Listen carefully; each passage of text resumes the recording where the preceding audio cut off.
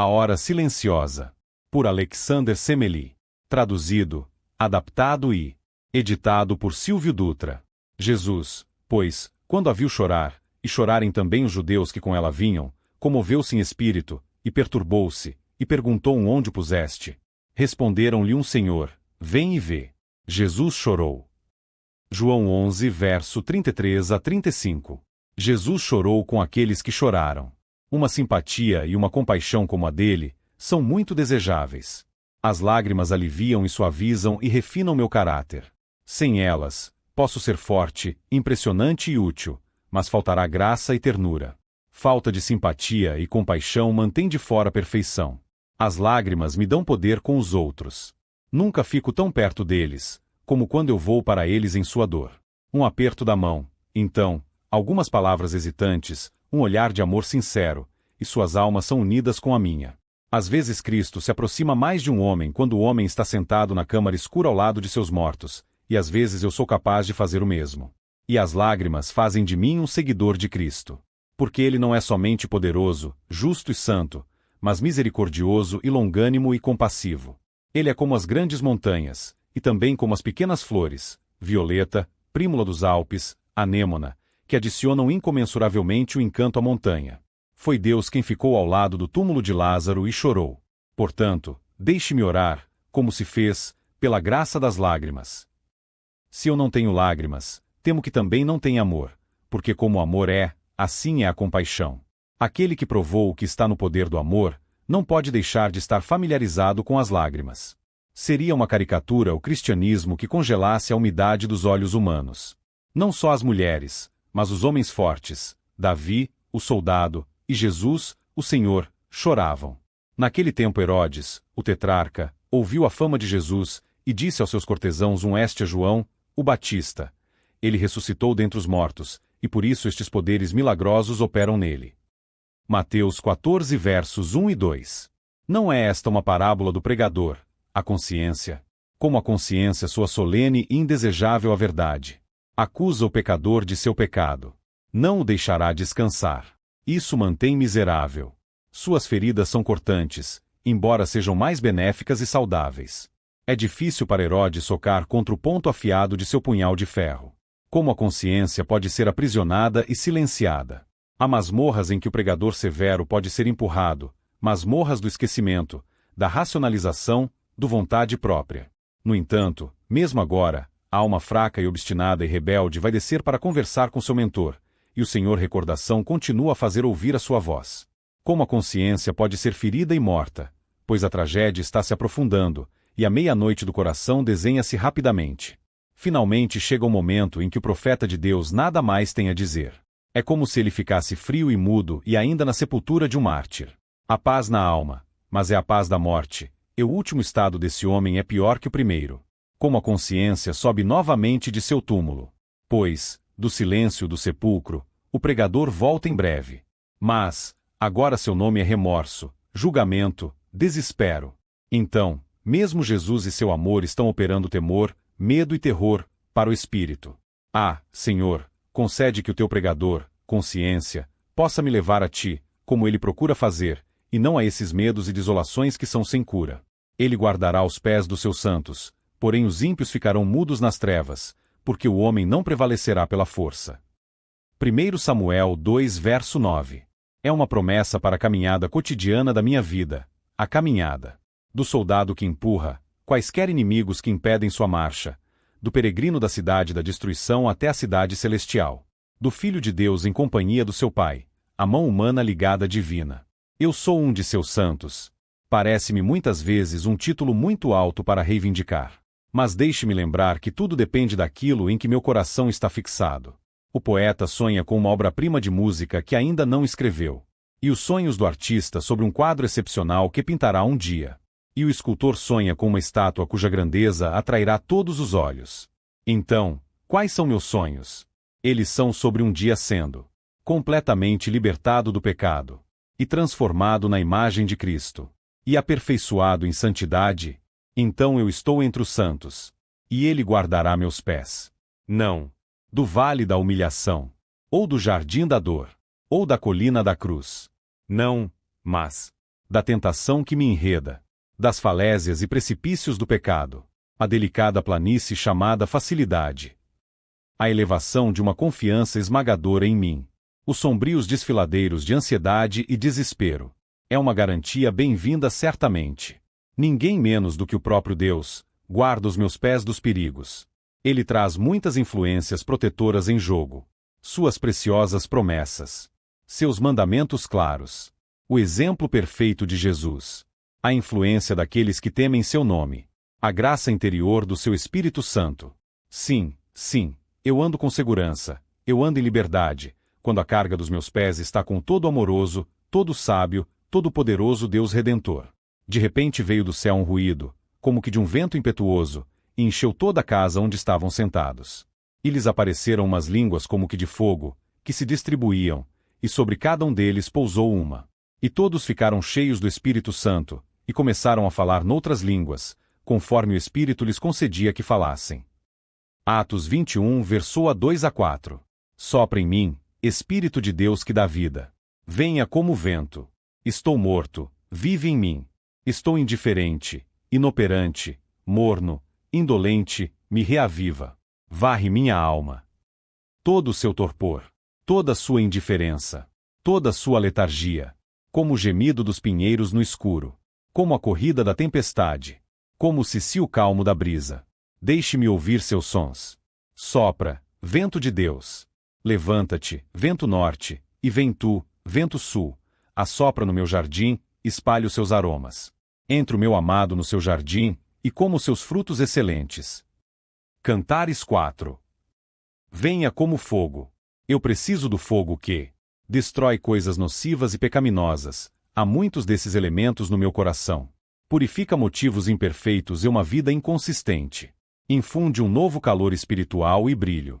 Eu vivo, eu salto, eu voo, eu desenvolvo graças escondidas, quando eu sou tocado por sua chama. Venha como um discurso. Me dê, que eu possa contar as maravilhosas obras de Deus. Ousadia, para que eu não tenha medo de ninguém. A graça de ser testemunha, para que os meus lábios testemunhem com alegria a bondade de Cristo, meu Salvador. Esta é a demonstração do Espírito. Esses horizontes largos, esses grandes prospectos, esses pensamentos que respiram, e as palavras que queimam. Mas Naamã era leproso. Segundo Reis 5 verso 11. Eu também sou atingido pela doença de Naamã. Por toda a Bíblia, vejo que a lepra é um tipo e uma figura do pecado. O meu pecado não me separa de Deus e do céu? Não descende de pai para filho, geração após geração, um legado repelente e lamentável, mas inevitável. Não cresce de menos para mais, até que toda a cabeça está doente e todo o coração está fraco. E não há nenhum método ordinário eficaz de cura. Eu estou indefeso no aperto da doença purulenta. Eu me encontro à sua mercê. Mais perto e mais próximo de mim, rasteja a sombra da morte. Mas, para mim, Deus abre a porta de esperança de Naamã. Pode ser uma coisa tão pequena que me traz a promessa de recuperação, tão pouco como a criada cativa transportada de Israel para a Síria em algum ataque à fronteira. Pode ser um versículo da Bíblia que li 100 vezes. Pode ser uma ocorrência aparentemente trivial na minha vida diária. Pode ser uma palavra lançada sobre meu coração por um amigo piedoso. Pode ser a influência de uma criança. Pode ser uma frase em uma carta pessoal. E de imediato eu sei que é um caminho de libertação, um remédio seguro e bem-sucedido para minha doença dolorida. Afinal, Deus, o Deus da salvação, é mais poderoso do que a minha lepra e o mal. Nem todos os perfumes da Arábia podem adoçar minhas mãos sujas de pecado. Nem todos os mares multitudinários podem lavar minhas manchas profundas. Mas onde meu pecado abunda, sua graça é muito mais abundante. Inimigos prevalecem contra mim. O salmista clama, mas acrescenta: quanto às minhas transgressões, tu as purificarás. Em meu coração, escreverei este você em letras de ouro brilhante. O eu é fraco, maligno, desacreditado. O você é infinito, todo gracioso, divino. Vai, lava-te 7 vezes no Jordão, e a tua carne tornará a ti, e ficarás purificado. Eu sou muito propenso a encontrar o desapontamento de Naamã. Sendo que sou, mal posso escapar dele. Ele não gostava do método de cura de Deus. Feriu seu orgulho. Ele era um grande homem, com prata e ouro suficiente para fazer o pobre profeta rico para o resto de sua vida. Assim também, Meu orgulho se rebela contra o método de Deus para me salvar. É verdade que não posso fazer nada por mim? Devo ser totalmente dependente de outro. E devo entrar em perdão e paz, lado a lado com meretrizes e pecadores? Isto parece intolerável. Acende minha ira, e estou disposto a me afastar com raiva. Seus servos o levaram à razoabilidade, em vez de raciocinar. E sua doença o admoestou, e perguntou: você vai voltar como você veio, como uma massa de úlceras feias e pútridas. Humilhado por fim, lavou-se no Jordão, e sua carne ficou como a carne de uma criancinha, e ele estava limpo. E eu só tenho que me lavar, e ser limpo. Tenho apenas que olhar e viver. Só tenho de crer no Senhor Jesus Cristo, e serei salvo. É o remédio do bom médico, e está disponível para mim. Então disse Jesus: lembra-te de mim, quando entrares no teu reino. Respondeu-lhe Jesus: em verdade te digo que hoje estarás comigo no paraíso. Lucas 23, versos 42 e 43. Foi um ladrão, escreve Robert Browning, quem disse a última palavra gentil a Cristo. De manhã o ladrão estava fora de Cristo, longe de Deus e longe da justiça, o cativo indefeso do pecado, o filho do desespero e da morte. Ao meio-dia, o ladrão estava em Cristo, lembrado graciosamente pelo Salvador dos perdidos, redimido com uma redenção eterna, dotado com um novo coração, e livre e perfeitamente justificado. À tarde, o ladrão estava com Cristo, olhando as glórias do paraíso, seguro em casa com seu bom pastor e redentor amável. Que dia agitado e memorável foi este em sua história! Tanta coisa foi pressionada nestas poucas horas. Uma transição tão gloriosa e sem precedentes que trouxe da cruel cruz para a glória do céu. Fora de Cristo, em Cristo, com Cristo, natureza, graça, glória, perdido no país distante. Então sob as asas do Salvador. Então ao lado do Senhor em seu trono. São estes os 3 estágios em minha biografia espiritual? Eu conheço o primeiro muito bem. Estou cada vez mais familiarizado com o segundo? É minha alegria olhar para o terceiro? Não peço o favor dado a Paulo, disse Copérnico, não busco a graça concedida a Pedro, mas imploro a misericórdia concedida ao ladrão na cruz. Sede praticantes da palavra, e não apenas ouvintes, enganando-vos a vós mesmos. Tiago 1 verso 22. Ouvir e fazer devem ser unidos e andar de mãos dadas. Essa casa é a melhor, diz uma pessoa, onde Marta se reconciliou com Maria. Muitos ouvem, e não conseguem fazer. Eles escutam descuidada e negligentemente, a palavra não os apanha e os leva cativos. Eles ouvem emocionalmente, e enquanto a mensagem entra na região de sentimento e emoção, é mantida fora da região da vontade. Eles ouvem egoisticamente, para seu próprio conforto e ajuda, e não têm nenhum pensamento de seus próximos a quem devem levar o tesouro que os enriqueceu. De tal audição infrutífera e estéril, o Senhor me livre. Mas muitos fazem, e não conseguem ouvir. Eles se ocupam, por amor inato ao trabalho, por filantropia e simpatia, pelo desejo de acalmar a consciência e conquistar um nome para boas ações. Mesmo os cristãos trabalham sem suficiente escuta na quietude e paz de espírito, sem alimentação adequada da palavra divina. A deles é uma atividade de superfície que não atinge suas raízes profundamente no lugar secreto do coração. A partir de tal agir inquieto e autojustificado e superficial, o Senhor me livre. Não me deixe ouvir sem fazer, pois essa é a parte de uma alma que consulta apenas a sua própria necessidade. Não me deixe fazer sem ouvir, pois essa é a parte de uma alma que só vai em sua própria força. Primeiro deixe-me fugir para mim para as montanhas de especiarias, que meu coração possa beber nas fragrâncias doces do país melhor. E então, quando todas as minhas vestes cheirarem a mirra, a aloés e a cássia, deixe-me ir e cortejar os moradores na desolação do deserto para o jardim do Senhor. O que vivo, fui morto, mas eis aqui estou vivo pelos séculos dos séculos, e tenho as chaves da morte e do Hades. Apocalipse 1 verso 18. Eu gostaria, como João em Patmos, de ter comunhão com Cristo vivo. Não é só o que ele fez por mim, é o que ele faz. Não é apenas o que ele era, é o que ele é. Minha gramática cristã não pode dispensar os tempos presentes da vida de Jesus. Ele não vive para mim no Novo Testamento. Quando abro o livro, não estou apenas estudando uma página impressa, estou tocando e conversando com meu Senhor. Para minha culpa, ele fala de perdão. Para minha ignorância, ele fala de instrução. Para minha fraqueza, ele fala de força. Para minha solidão, ele fala de companhia e conforto. Ele não vive para mim no novo coração? Se as joias do Urim e Tumim são todas fracas, se a escada de Betel cair, e o fogo do altar for apagado, eu tenho um guia, professor, amigo mais íntimo. Jesus habita em mim por seu Espírito Santo, habitando e possuindo e governando minha alma. Ele me livra do pecado. Ele me faz puro. Ele me cria de novo. Não vive para mim na Nova Jerusalém? Ele está no trono. Para me proteger, interceder por mim, para me enviar de seu tesouro transbordante cada dom e cada bênção perfeita. Ele está na casa do Pai, para preparar um lugar para mim, para que, onde Ele está, eu possa estar também. Para olhar em seus olhos, para agarrar sua mão, chorar e cantar a minha gratidão aos seus pés. Estou feliz que Jesus morreu. Estou contente, também, que, tendo morrido uma vez, Ele ressuscitou, e está vivo para sempre. Minha salvação vem dele. Salmo 62, verso 1. Vejo muitas maravilhas na salvação de Deus. A maravilha de sua origem. De ele toma sua ascensão e fonte, ó pronome grávido. Do rei contra quem me tenho revoltado. Do amigo cujos desejos eu me opus. Do tressanto a quem o menor dos meus pecados é absolutamente odioso. Do Pai sobre quem eu virei as minhas costas. É ele quem se aproxima de mim com a bandeira branca da paz. É ele quem se sacrifica para realizar a minha libertação. E há a maravilha de sua continuidade. Ele continua vindo, não cessa.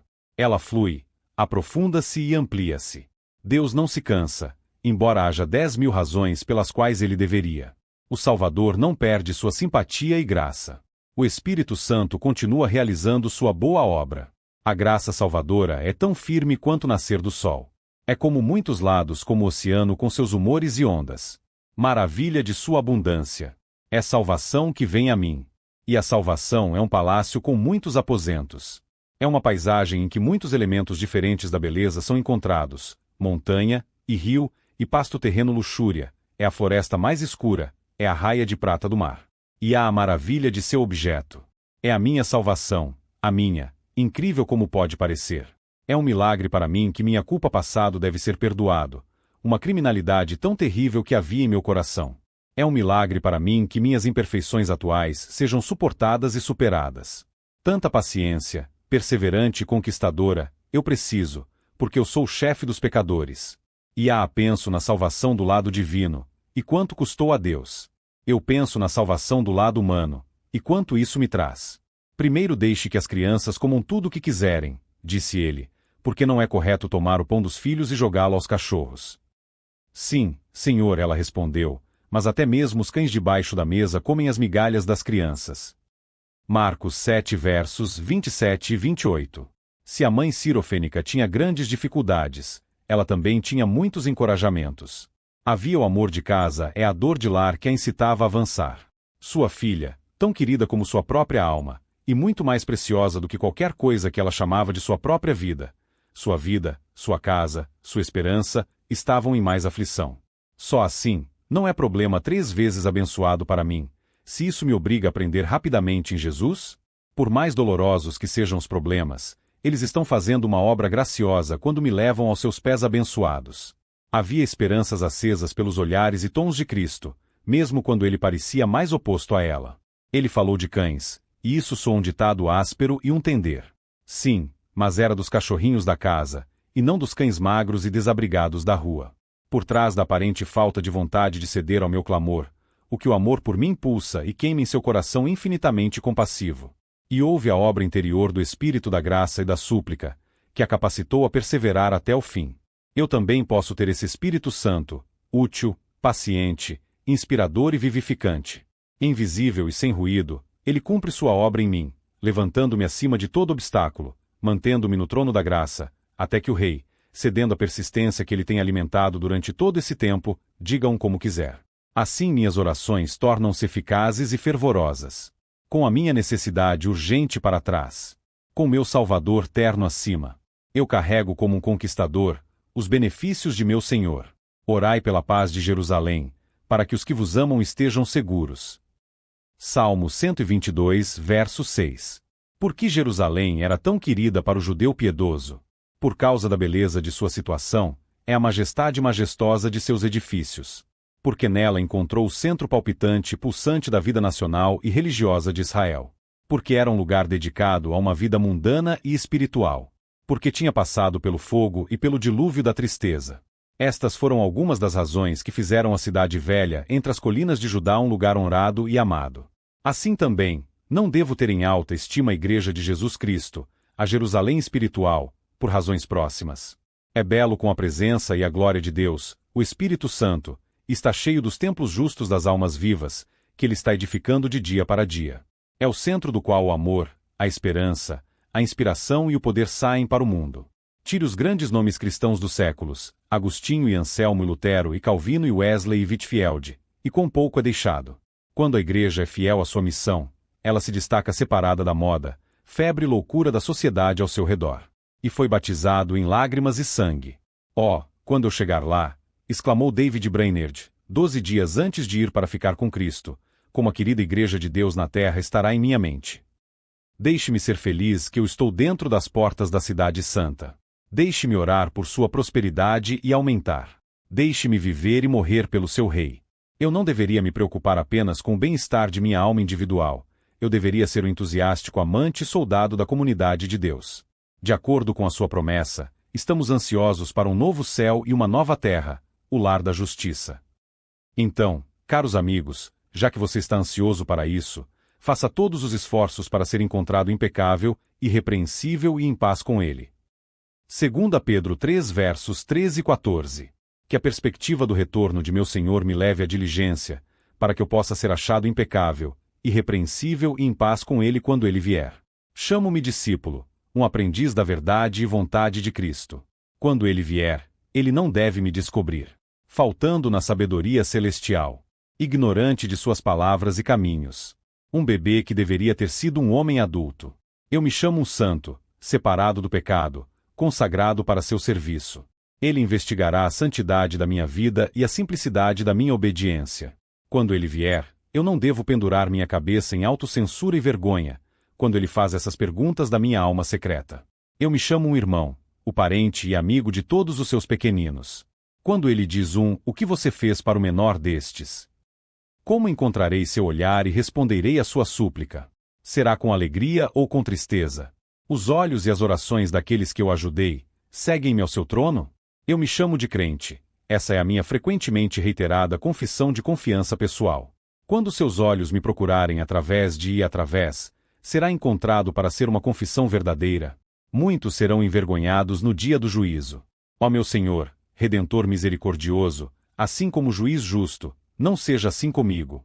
E agora, filhinhos, permanecei nele, para que, quando ele apareça, tenhamos confiança e não nos envergonhamos diante dele na sua vinda. 1 João 2 verso 28. Aquele que não poupou seu próprio filho, mas o entregou por todos nós, como ele também não nos dará todas as coisas com ele. Romanos 8 verso 32. É linguagem triunfante e lógica irrefutável. Se não poupou seu próprio filho, mas o entregou por mim, então eu teria a certeza vitoriosa de que ele me daria todas as coisas necessárias ao lado. A morte de Cristo é o símbolo supremo de seu amor, e ele não me negará nenhum sinal menor. Tendo concedido a mim sua bênção muito mais real e divina, seu dom inefável, será estranho, de fato, que ele me negue bênçãos que são menores e menos dispendiosas. Não pode ser. Esse dom de amor o mergulhou na mais profunda angústia, e ele não me impedirá de provar sua atenção e graça que não lhe trará dor nenhuma. Deus nunca pode sofrer novamente como ele sofreu quando Jesus morreu na tristeza e vergonha da cruz. É fácil, é alegre, para ele me enriquecer com todas as outras bênçãos espirituais. Esta concessão de sua misericórdia foi o começo de minha redenção, e ele não me privará de nada necessário para tornar essa redenção perfeita e completa. Pois, embora o homem muitas vezes comece o que não termina, talvez por falta de poder, talvez por perda de vontade, Deus nunca faz. Ele certamente consumará sua boa obra. Este dom de Cristo inclui todos os outros presentes. Todos estão envoltos nela, como a flor está no botão, como o fruto está na flor. Quando ele é meu, eles são meus, inquestionavelmente meu. Graças a Deus por seu dom indescritível. 2 Coríntios 9 verso 15. Pedro bateu na entrada exterior, e uma criada chamada Roda veio para atender a porta. Atos 12 verso 13. Eu gosto deste doce Judaïan Rose, a donzela cujo nome era Roda. Ela tem uma fragrância oriental sobre ela. Roda diz para mim: qualquer pessoa pode ser amiga de Jesus, não importa quão jovem você seja, não, nem quão pobre e humilde você é. Eu era apenas uma menina e, mais do que isso, eu era apenas um escravo no entanto. Ele tinha um lugar para mim, tão simples e humilde, em sua casa e no seu coração. Ah, ele não despreza ninguém, ele não expulsa ninguém, ele espera por você. E Roda diz para mim: você pode agradá-lo nas tarefas comuns do dia a dia. Era meu trabalho responder à porta, nada mais sublime ou mais elevado do que isso, e deixei de orar para ir e fazer. Como agradar a ele como minha oração era apenas assim: lembre-se que você pode homenageá-lo nos assuntos mais triviais e ordinários da vida mais tranquila e mais humilde. E mais uma vez Roda diz-me: veja que você tem uma confiança nele que nada vai abalar. Os irmãos não iriam acreditar em mim quando lhes disse que Pedro estava fora seguro, mas eu afirmei com confiança que foi mesmo assim. Se você não puder discutir com as pessoas, então ofereça-as para descerem a porta e verem por si mesmas, pois o melhor do que Pedro está esperando para entrar lá. Porta, eu vou entrar. Na verdade, agradeço a donzela Roda por suas aulas saudáveis e edificantes. Pedro é uma das grandes montanhas no reino da Bíblia. Roda é uma flor selvagem na cerca à beira da estrada. Tanto a montanha como a flor têm sua mensagem para mim, e eu não posso me separar de nenhuma delas. Abstende-vos de toda a aparência do mal. 1 Tessalonicenses 5 verso 22. O sábio apóstolo diz-me: abstende-vos de toda a aparência do mal. É melhor para mim. Meu coração e minha vida estão danificados, alguma flor é apagada da minha religião, alguma delicadeza e sensibilidade são perdidas, se eu me demoro à vista e som do pecado, ou tenho mais remoto trânsito com a coisa má, ou tanto andar na conselho dos ímpios. Deixe-me manter a capacidade de corar. Deixe-me respeitar o alarme da consciência. Estas coisas são as munições de rochas para mim, melhor do que paredes de granito ou portões de bronze. É melhor para os outros. Talvez eu possa me aproximar da beira do precipício, e ainda ser capaz de retirar ileso. Mas há vizinhos e irmãos meus que não podem. Se eles se aventurarem perto, eles serão sugados insensivelmente e irresistivelmente para o abismo. Eu não devo levá-los ao perigo. Devo protegê-los, tanto quanto posso, do mal que há no mundo. Eu sou para ser seu curador, e não o seu tentador. É o melhor para a causa de Cristo. Seu reino precisa de sua prosperidade, para que seus servos e soldados sejam absolutamente intolerantes ao pecado.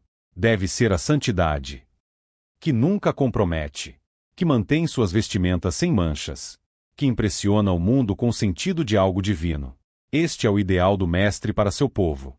Havia um velho ascetismo que era extravagante e tolo, mas ainda tenho necessidade de abnegação cristã em minha vida. Eu devo praticar habitualmente a abstinência total que o Evangelho requer.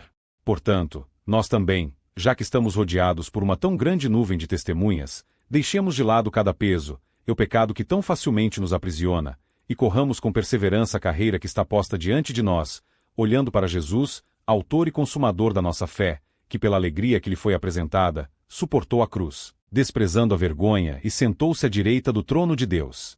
Hebreus 12 verso 1 e 2. Ao dirigir a corrida, é um impulso para mim, um forte e soberano encorajamento, que sou cercado por uma tão grande nuvem de testemunhas. Os santos da madrugada de Cristo. Os santos da Roma Imperial. Santos da clausura Idade Média. Santos da Casa Moderna.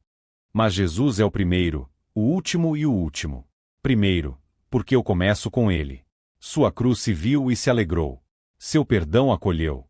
Sua justiça recebeu. Seu amor provou. Seu governo e governo abraçaram.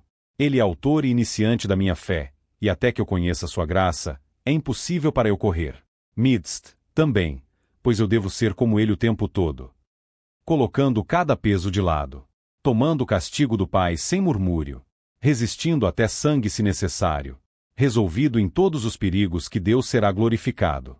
E por último, também, pois é a Cristo que eu acelerarei.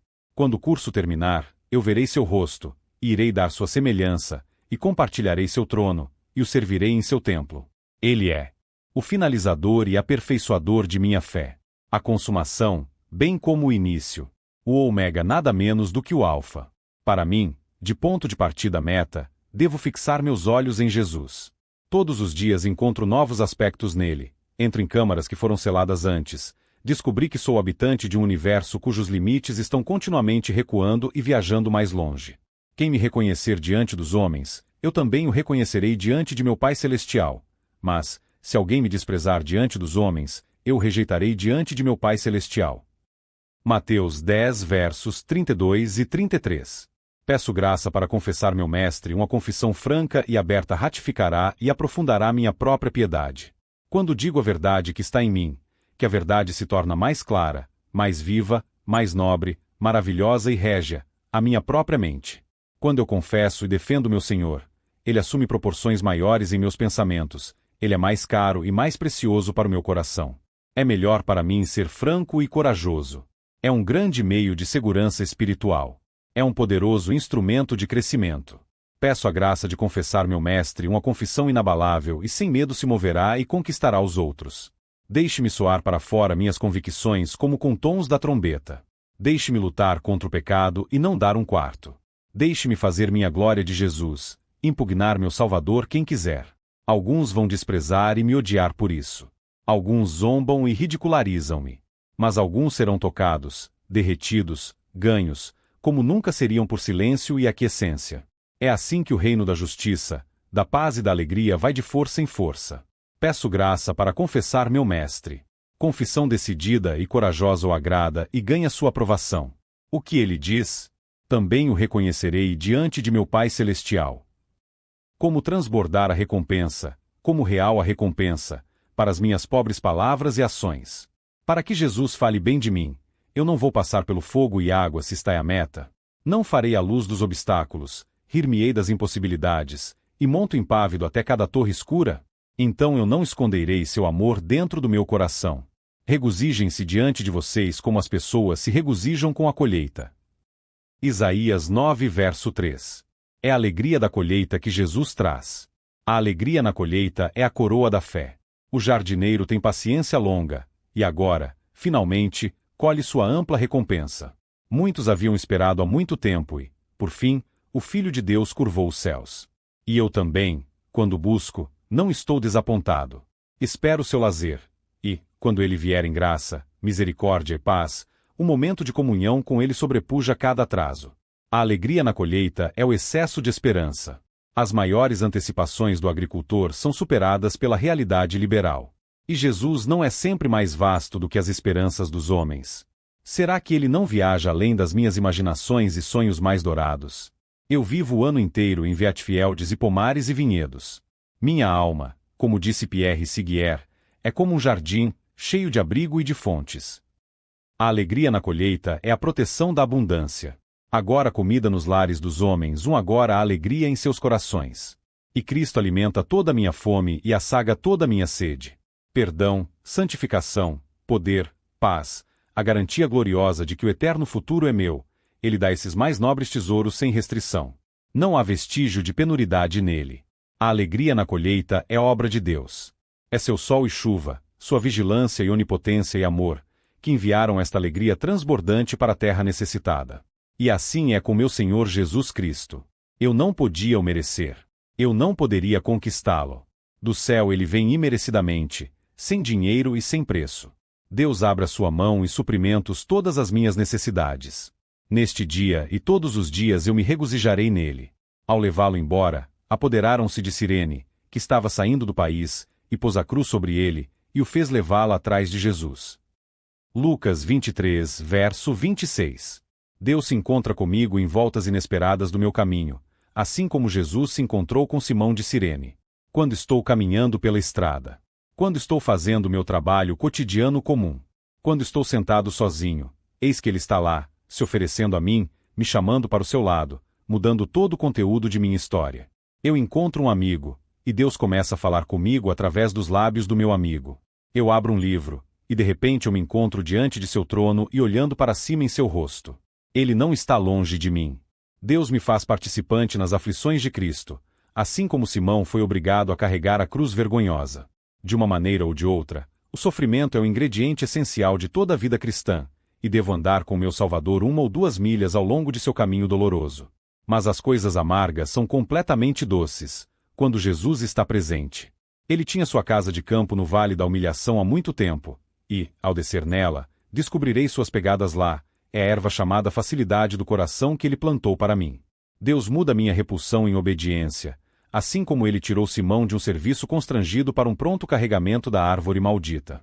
No vale humilde, onde há no máximo aquele temperamento raro e feliz, uma seriedade agradável, eu aprendo a dizer, com misericórdia o peregrino, eu estou tão bem neste vale como eu estive em qualquer parte da minha viagem. Um lugar me parece trajes com meu espírito. De vez em quando, se não de imediato, prefiro o opróbrio de Cristo diante dos tesouros do mundo. Ó feliz Simão de Cirene! Engano do pecado. Hebreus 3, verso 13. Senhor, abre os olhos da minha mente e do meu coração, para que eu veja a vergonha do mal, como o pecado. Me degrada e rebaixa. Rouba-me de minha coroa. Afunda-me mais baixo que o bruto.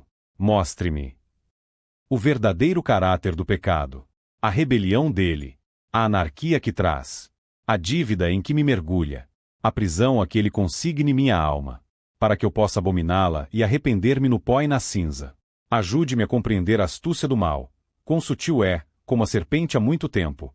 Quão esparsas e plausíveis suas desculpas, como adorável seu vestido.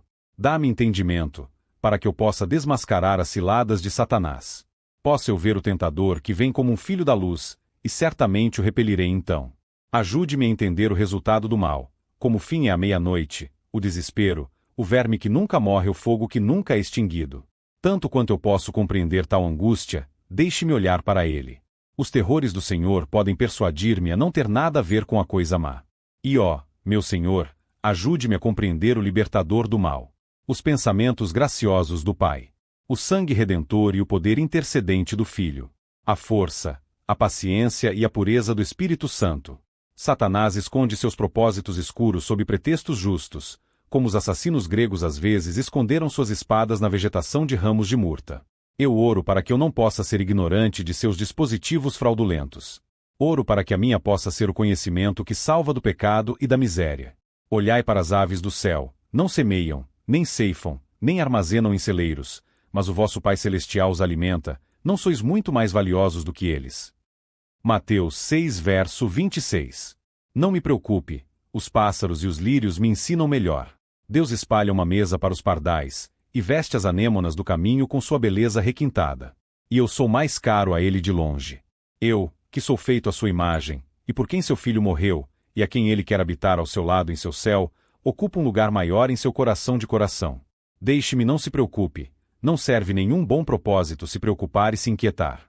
Não posso, com toda a minha solicitude, acrescentar um côvado à minha estatura ou à minha idade.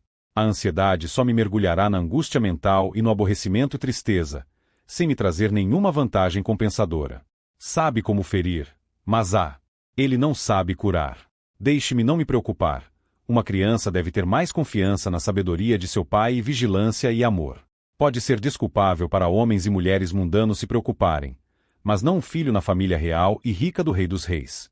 Não há nenhuma justificação para ele se ele vai preocupado e sobrecarregado durante o dia, e se deita horas de insônia à noite. Por isso vos digo, não se preocupem. Mateus 6, verso 25. Ora, os bereanos tinham um caráter mais nobre do que os tessalonicenses, pois receberam a mensagem com grande empenho e procuraram todos os dias as Escrituras para ver se o que Paulo dizia era verdade. Atos 17, verso 11. Deixe-me copiar o bom exemplo desses jovens discípulos em Bereia. O alimento da minha vida secreta é a palavra de Deus, a palavra saudável e que dá saúde lida com diligência e prazer, seu significado investigado, seus preceitos e promessas comprometidas com a memória, sua revelação da verdade, do dever e da ajuda divina cresceram, meditaram e foram levados para casa e fizeram os ossos, os fios e a fibra do meu ser espiritual. Devo andar e conversar com Deus, para cima e para baixo, as sagradas Escrituras, até que suas maravilhas e glórias enchem minha alma. Os pensamentos vagabundos podem ser muitas vezes sinônimo de indolência intelectual para um estado de espírito em que eu permito que as rédeas do pensamento caíssem de minhas mãos nervosas e em que minha imaginação me carrega onde quer que ela vá, desenfreada, sem restrições. Se minha meditação for do tipo certo, será muito diferente. Ele será ativo, bem como passiva. Será vitalizante, concentrado, intenso. Primeiro, devo fazer um silêncio em meu coração.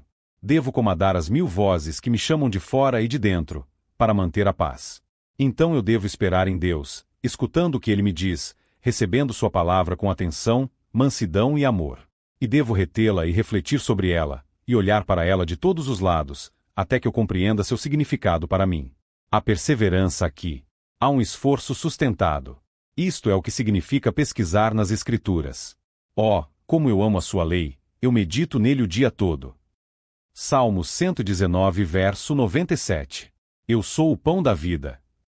João 6, verso 48. Eu sou o pão da vida, diz Jesus à minha alma. E não há pão como esse, pois satisfaz a fome do coração. Ela vai mais longe do que minhas necessidades corporais. Alimenta o espírito dentro de mim, tão grande e elástico que o mundo inteiro não pode enchê-lo, tão faminto e inquieto e confuso e frustrado. Este pão é a verdade, a salvação, a graça, o perdão, a santidade, o poder, tudo isso sem o qual meu eu mais íntimo é incapaz de viver. E nunca perde seu gosto. Não se torna obsoleto, insípido. O Cristo da minha infância não é mais pobre e menos desejado, para Cristo na minha velhice. Ele é um Cristo maior e mais maravilhoso. Há profundidades nele para ser soado ainda, há alturas a serem escaladas, há tesouros a serem reivindicados. E transmite uma vida decadente. Os pais que comeram o maná no deserto estão mortos. Seus ossos ficam brancos e descorados ao longo das areias do deserto todo o caminho do Sinai até Cádiz. Mas se eu comer a carne e beber o sangue de Jesus, eu participo da eternidade de Jesus. A morte não tem poder sobre mim. Só empurra a cortina e do santo lugar entro no Santíssimo, onde está o meu sumo sacerdote. E é para ser tido sem custo. Há, às vezes, em dias cruéis de fome, há multidões de homens perecendo que não podem comprar o pão que vai manter o lobo de suas portas e o frio gelado da morte de seus corações. Mas só preciso estender uma mão vazia, a plenitude de Cristo é minha. Ó pão abençoado da vida! Os homens responderam: nós viemos de Cornélio, o centurião, um homem justo e temente a Deus, que é respeitado por todo o povo judeu.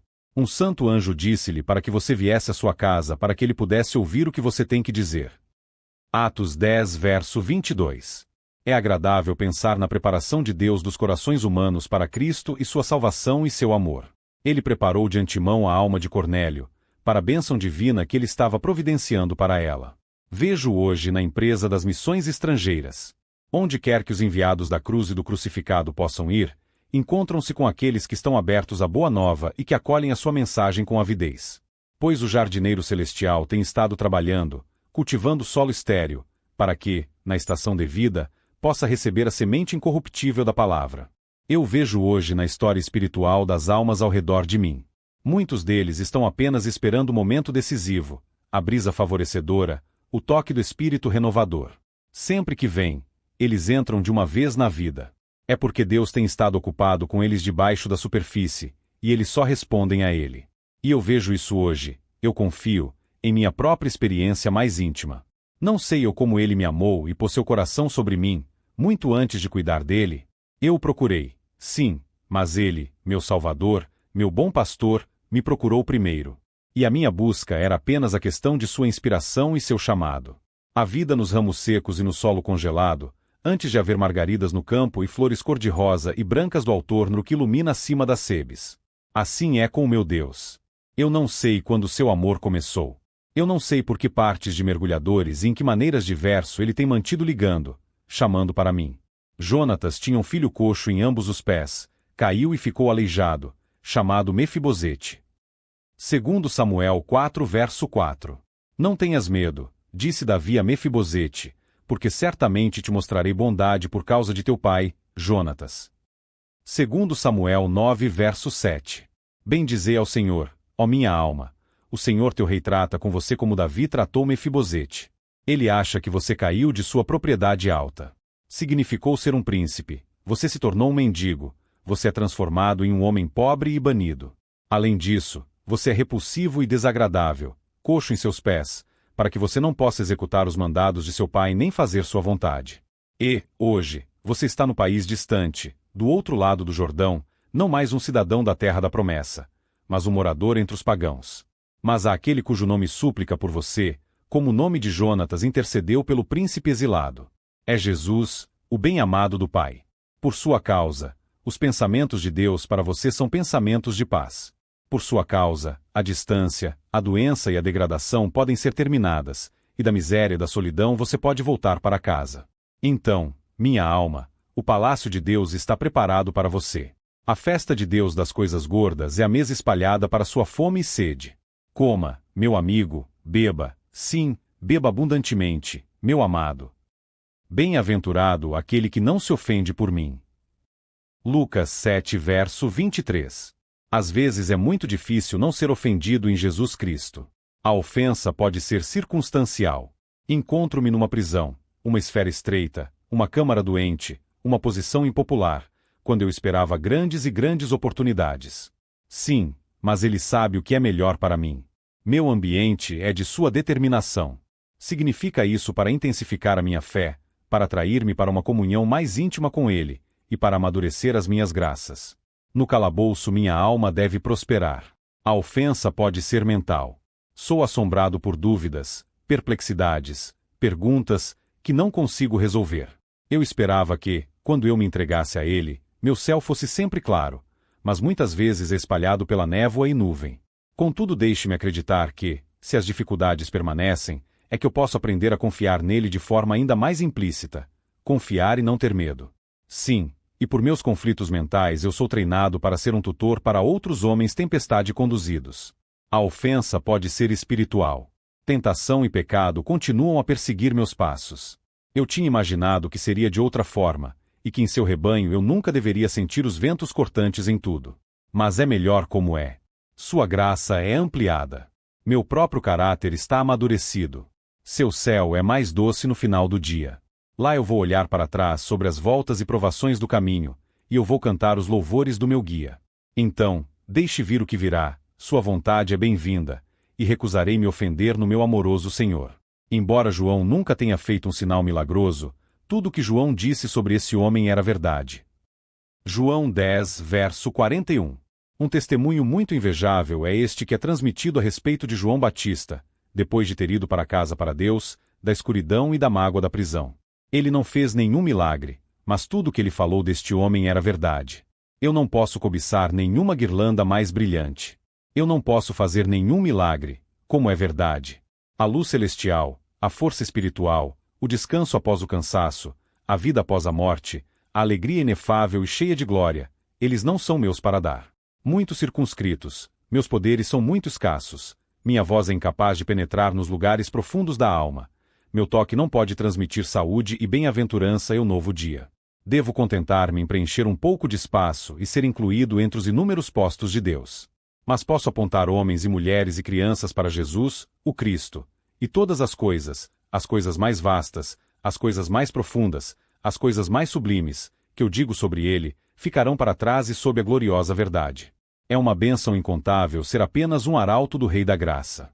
E quando ele vier a eles, quando eles chegarem a ele, eles descobrirão que não há nenhum semelhante a ele na terra ou no céu. Eles confessarão: a metade não nos foi dito. No entanto, talvez, naquela hora de revelação, de emancipação, de transfiguração, eles se lembrarão de mim que os guiou até ele. E agradecerão a Deus por mim. E sempre, no seu pensamento, através do tempo e pela eternidade, eu estarei de alguma forma ligado a Ele que é toda a sua salvação e todo o seu desejo. Porque é fiel quem prometeu. Hebreus 10, verso 23. Não importa quantas promessas Deus tenha feito, elas são sim em Cristo. 2 Coríntios 1, verso 20. As promessas de Deus são seguras e infalíveis. Não sim e depois nai, uma coisa hoje e uma coisa oposta amanhã, mas sempre sim. E o sim do céu é sim, de fato, não pode desviar ou decepcionar. Seus próprios nomes são promessas. El Shaddai, o Senhor Deus Todo-Poderoso. Jeová Rafá, o Deus que te cura. Jeová Tzidkenu, o Senhor, nossa justiça. Jeová Nissi, o Senhor Mibga Bandeira. Jeová Jire, o Senhor irá prover. Jeová Raa, o Senhor meu pastor. Jeová Chama, o Senhor está aí. Jeová Mecodisquem, o Senhor que te santifica. Jeová Shalom, o Senhor é a paz.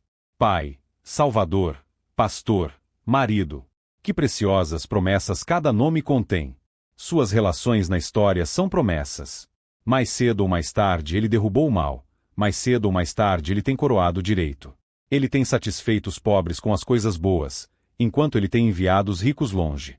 Chama forte para que eu espere. Ele diz o que ele foi para os outros ontem, ele será para você hoje. As doutrinas de seu livro são promessas. Justificação é a garantia de uma justiça imaculada. Santificação é uma garantia de santidade progressiva. Glorificação. Essa é uma garantia de santidade sem falhas. E assim com todo o resto. Toda a verdade da Bíblia é um poço no deserto, e o poço é profundo. E, além disso, há aquelas palavras de amor distintas e graciosas que eu chamo as promessas. Eles iluminam as páginas das Escrituras à medida que as estrelas iluminam o céu noturno, um anfitrião incontável, um exército grande demais. Se eu declarar e falar deles, eles são mais do que pode ser contado. Verdadeiramente, com um Deus assim, e com Ele todo meu próprio, não faltará coisa boa. Deixe-me dizer a Deus a minha fraqueza.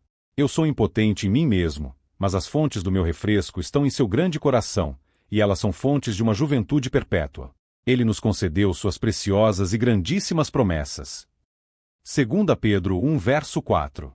Então Elias se levantou e comeu e bebeu, fortalecido por esse alimento, viajou 40 dias e 40 noites até chegar a Horebe, o monte de Deus. 1 Reis 19 verso 8. Não é maravilhoso que, tanto para Moisés como para Elias, Sinai, o monte da escuridão e das trevas e da tempestade, seja a cena em que a ternura e amor de Deus sejam mais graciosamente revelados. Moisés é colocado em uma fenda da rocha, e o Senhor passa e proclama sua bondade, lá na própria encosta que brilhou com seus relâmpagos e ecoou e reverberou com seus trovões.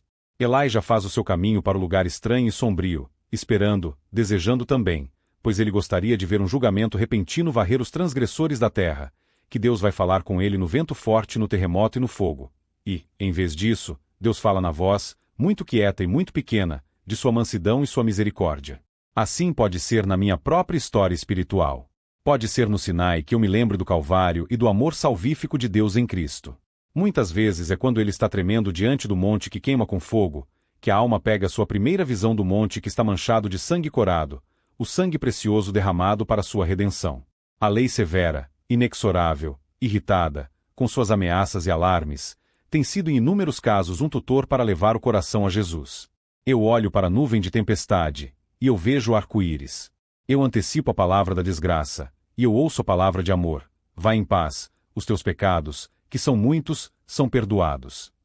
Quando a noite é mais escura, o dia nasce. Quando as coisas estão no seu pior comigo, eis que Deus é a minha salvação. E assim o inverno é passado, a tristeza e os suspiros fogem. Tome cuidado para não desprezar um destes pequeninos. Mateus 18 verso 10. O pequeno pode ser um discípulo fraco e atrasado. Ele me tenta intensamente por sua ignorância, seu erro, seus desânimos e dúvidas. Mas os pés manchados de viagem de Cristo são membros de seu corpo, nada menos que as mãos ocupadas e o cérebro pensante. Não me deixe desprezar esses pés empoeirados e desgastados. Deixe-me banhá-los com ternura nas águas refrescantes do amor. O pequeno pode ser uma alma pecadora e pária. Ah bem, mas esta alma, coberta com a terrenalidade, afundada em degradação, pode ser um dos diamantes e rubis do Rei dos Reis. Se eu vou tomar dores com ele, se eu vou definir-me a brilhar e iluminá-lo, pode piscar e brilhar no diadema que adorna a testa do Senhor para sempre e sempre. E então vou ter alegrado dois corações eternamente, o coração humano que eu ajudei a trazer a Jesus e o coração divino de meu Salvador Cristo. Portanto, deixe-me ter cuidado para não desprezar um dos pequenos de Deus. Não posso estimar o valor que ele atribui a eles, o amor que ele preza por eles, o futuro que ele descreve neles. Confia no Senhor de todo o teu coração, e não te apodere do teu entendimento. Reconhece-o em todos os teus caminhos, e endireitará os teus caminhos. Provérbios 3 versos 5 e 6. Como, por exemplo, quando você abre sua palavra. Então digam fala, Senhor, porque teu servo ouve. Incline seu coração para entender, definir sua mente para considerar, subjugar a sua vontade de obedecer. E o Espírito do Senhor falará com vocês através da página sagrada, e os conduzirá a territórios não trancados de verdade e graça. E quando você se ajoelhar para orar, então, em vez de formalismo e rotina, que haja adoração, confissão, confiança, esperança. E você se levantará de seus joelhos, tendo realmente visto a visão de Cristo. E quando você for para o mundo, os deveres exigirão muito de você, surgirão perplexidades, tentações assaltam sua constância. Então levante sua alma para as colinas do céu. E você terá ajuda, guia, calma, vitória. Nada vai encontrá-lo despreparado e em uma perda. Nada te machucará de jeito nenhum. E quando a tristeza escurecer sua sorte, é a morte se aproximar. Então consulte o seu Senhor, muito com ele, deixe-o conhecer toda a sua necessidade. E você será purificado pelos fogos. E pelo vale, encontrarás um caminho reto até a casa do Pai. Eu esqueci, Matthew Henry confessa, para pedir ajuda especial no dia de trabalho, e assim as rodas de carro dirigiu pesadamente. Reconhece-o em todos os teus caminhos, este é o único segredo do triunfo. Mas Deus demonstra seu próprio amor por nós nisto enquanto ainda éramos pecadores. Cristo morreu por nós. Romanos 5 verso 8. Minha natureza, para que ele pudesse resgatar minha alma. Ele nasceu para morrer. E para seu Pai, testemunhando tudo, aprovando tudo, seguindo cada passo daquela terrível descida até seu trágico fim, que tristeza de tristezas lá estava. E este amor me abençoa, o mais indigno. Os homens adoram o amor. Mas Deus recomenda o seu amor para comigo, porque, sendo ainda pecador, Cristo morreu por mim. Nada doce e gracioso estava lá sobre mim. Eu era um pródigo e um inimigo. Foi então, enquanto eu ainda estava um grande caminho fora, que o Pai correu e caiu em meu pescoço, e me beijou. Abriu-me seu coração mais profundo. Oh, como ele ama! E, tendo uma vez fixado seu afeto em mim, ele nunca retirará sua graça. O espaço é contra meus amores terrestres. O espaço pode separar e separar. O tempo está contra meus amores humanos. O tempo pode chancar e relaxar. Mas Deus me ama até o fim, e pelos séculos dos séculos.